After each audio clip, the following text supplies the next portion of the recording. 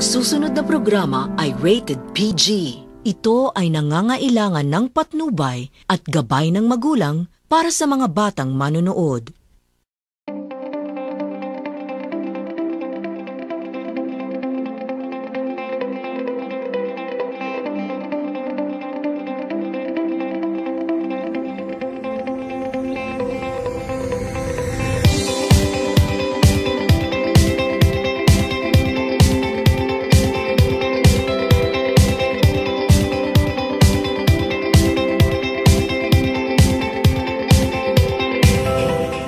Hello mga kapuso! At nandito na naman pumuli tayo sa ating palabas. So ngayon, nandito na naman tayo sa ating panibagong destination.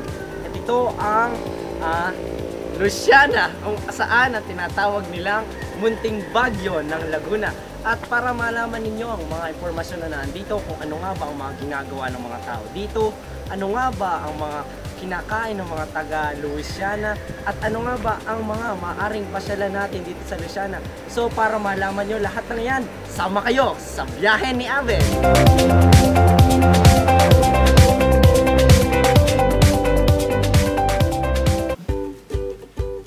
Unang nakilala sa pangalang Nasunog, dating sityo ng Mahayhay noong 1678. At mula sa pangalan ni Don Luis Bernardo at ang kanyang may bahay na si Doña Ana, doon nabuo ang Luciana. Kakaiba ang bayang ito, kasi bago ka palang makapasok at makarating sa kanilang bayan, ang sasalubong na sa iyo ay ang sementeryo, na kung saan makikita ang patong-patong na puntod at dikit-dikit na mga pinaglibingan ng mga Lucianahin. Mga kabiyahero, nandito naman tayo sa isa nating pupuntahan, at ito yung isang talon dito sa Luciana. At syempre matutuwa kayo kapag nakita natin yun at napuntahan natin. So ito, on the way na tayo at sakay tayo sa isang bicycle ngayon. At ito, ayan, narinig niyo ang musina. So ayan, pakikita ko yung dinadaanan natin ngayon.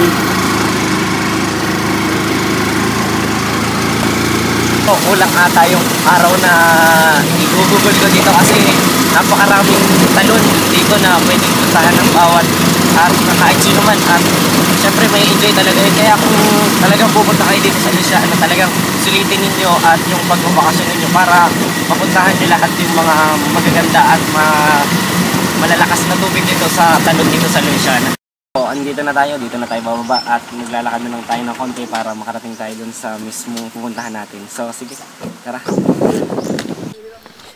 So, ayun, ngayon, nandito na tayo sa mismong pupuntahan natin at ito na yung direct na papunta dun sa talon at nakikita nyo, napakaputik ng dadaanan natin at baka may matapakan tayo na kung ano, kaya mag-iingat tayo dito. Tara, diretso na tayo dito. Sige! Sige, ingat!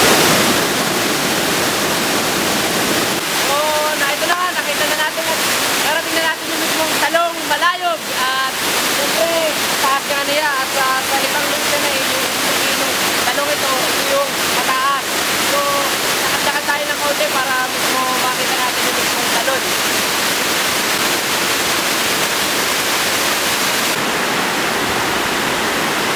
So ngayon nandito naman tayo sa pinakataas yung mismong talon at nakikita nyo sobrang taas at nakakatakot talagang tumalon at kung ito yung experience baka mangyari sa inyo kasi puro bato talaga dito. Mababa lang ako konti.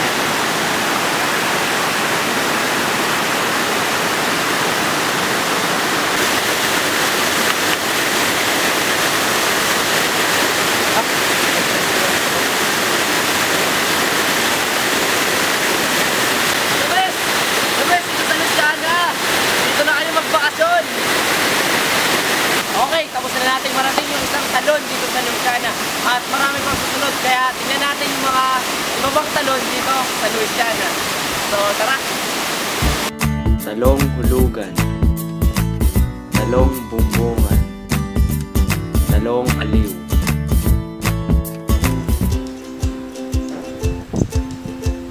Bang! Bang! Oh, mga kabiyahero, tapos na tayong pumunta sa mga pinagmamalaking talo ng mga taga Louisianahin. So ngayon, nandito naman tayo sa isa pang dinarayo ng mga mahilig sa mga putukan. Ito ang kanilang tinatawag nilang Louisiana Firing Site. Tara na! Makikipagbarilan tayo!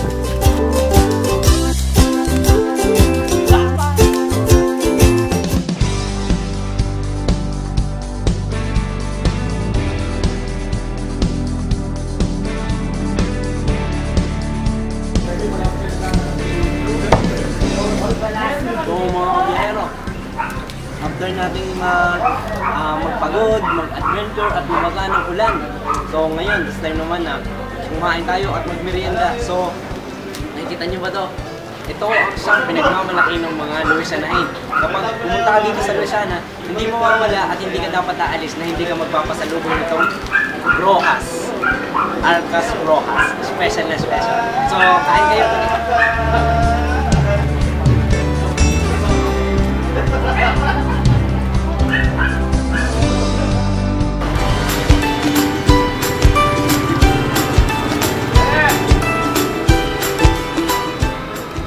Mga kabiyahero, nandiyan na pala muli kayo. So ngayon, it's time na ipakilala ko naman ang isang pa sa pinagmamalaki ng Louisiana. So, nakikita nyo ba itong mga suit ko at mga sakmat-sakmat ko?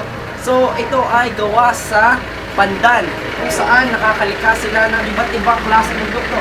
Kagaya na lamang itong mga wallet, itong bag, syempre, at ano po ba? Ito, tsinelas, mga tsinelas, at ayun pa, mga makukulay at magagandang disenyo ng mga bag.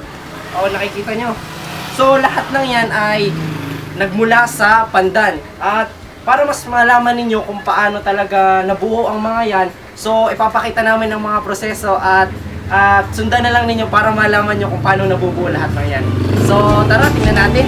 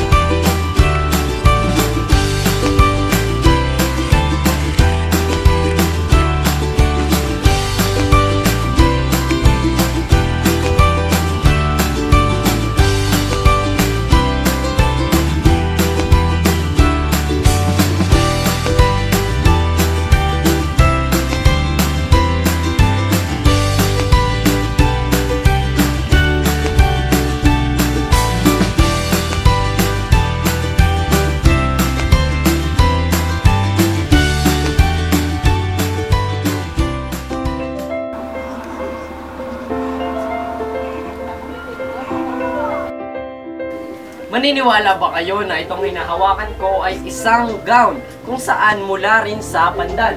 At alam nyo bang ang gown na ito ay nabuo at ginamit ng isang kandidata para sa Ginoo at Binibining Louisiana para sa pagdiriwang ng Pandan Festival. At alam nyo ba na ang Pandan Festival ay ang taunang selebrasyon ng mga Louisianahin para maipagmalaki at maipakilala ang produkto ng pandan.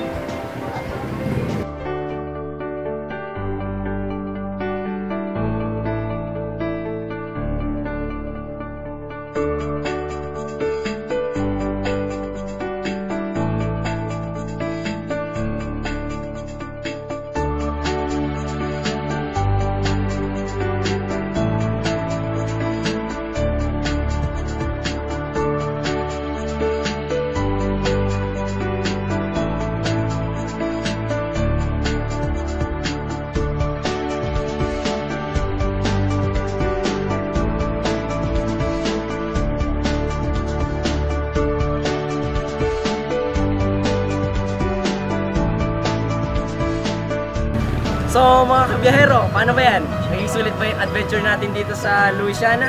So hindi lang ito ang pupuntahan natin, marami pa. So paano? Sama kayo sa biyahe ko?